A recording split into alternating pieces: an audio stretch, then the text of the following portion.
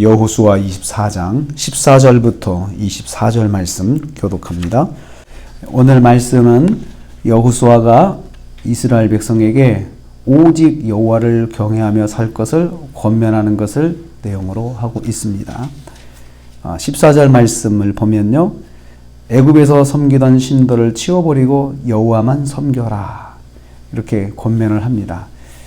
여기서 보면 치워버리고, 그러니까 신들을, 우상들을 치워버리고 그리고 나서 여호와만 섬기라, 선택하라는 거죠. 양쪽 다 여호와도 섬기고 우상들도 섬기고 하는 그런 신앙생활이 아니고, 그 우상들은 애굽에서 섬기던 우상들, 각종 우상들 얼마나 많습니까? 애굽에 있는 모든 것이 다 신이죠. 조금 자기보다 낫고 자기가 좋다 생각하면 뭐든지, 벌레부터 해서 짐승까지 자연 모든 것을 다 거기다 절하고 섬겼던 애굽의 신앙인데요. 그것 버려버리고 그건 없어야 된다는 거죠. 그리고 여호와만 섬기라, 여호와만, 하나님만 섬길 것을 선택하라는 것입니다. 그리고 여호와만 섬길 것을 권면하고 있어요. 그래서 나와 내 집은 여호와를 섬기겠노라, 나는 이렇게 신앙생활 하겠다 하고 자신의 결단을 먼저 선포를 합니다. 이에 백성들이 18절 말씀 보면요, 우리도 여호와를 섬기겠다고 결단합니다. 그리고 이 결단이 18절, 21절, 24절 세 번 반복됩니다. 그래서 오늘 말씀은 이스라엘 백성들에게 여호수아가 결심을 받아내는 데 있습니다. 우리는 꼭 하나님만 섬기겠습니다. 이것을 그냥 마음으로만 하는 것이 아니고 말로 선포하고 다짐하고 세 번 다짐하는 거예요. 그렇게 다짐을 받는 것입니다. 여호와께 은혜 입은 것을 기억하기 때문에 우리는 여호와를 섬기겠습니다 하고 그렇게 고백을 합니다. 17절 말씀에, 왜냐하면 우리는 우리 조상들을, 하나님께서 우리 조상들을 구원시켜 주셨고, 애굽에서 구원시켜 주셨고, 또 광야 생활 중에서 큰 이적으로 우리를 인도하셨고, 또 우리를 보호하셨고, 하나님께서 우리 가운데 그렇게 지금까지 역사해 주셨기 때문에, 우리가 그것을 알기 때문에 우리는 하나님만 섬기겠습니다, 이렇게 선포를 합니다. 신앙은 선택입니다. 하나님이냐 우상이냐 선택해야 합니다. 그러니까 하나님과 우상을 겸하여 섬기겠다는 거 하나님께 절대로 받지 않으십니다.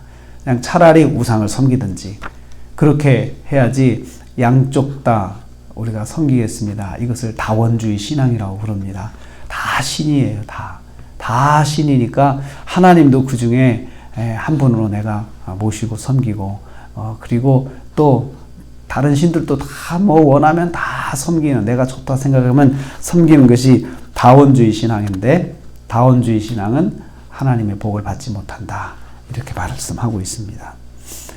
그래서 하나님의 백성은 이방신을 섬기지 말아야 합니다. 19절부터 말씀을 하고 있는데요, 만일 너희가 여호와를 버리고 이방신을 섬기면 복을 내리신 후에라도 재앙과 멸망이 돌아올 것이다 라고 그렇게 설명을 합니다. 복을 받은 후에도 멸망이 온다, 재앙이 온다. 그러니까 복을 다 쏟아버리는 길이 우상숭배의 길입니다.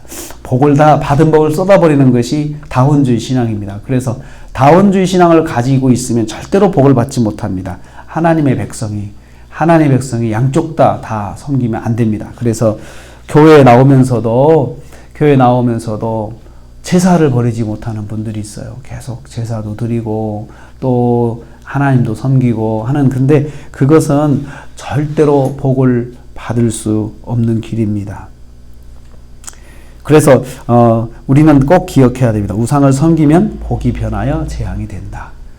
그러니까 하나님도 섬기고 우상도 섬기고 그러면서 신앙생활이 그렇게 양다리 걸치는 신앙생활은 절대로 복이 되지 않습니다.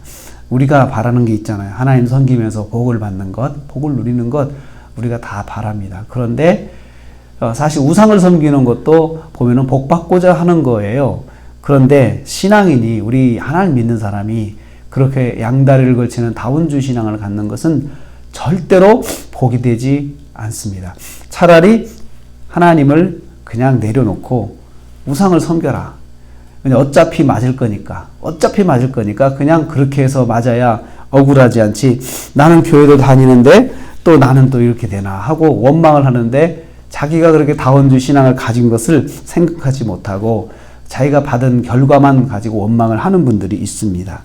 우상을 섬기면 복이 변하여 재앙이 됩니다.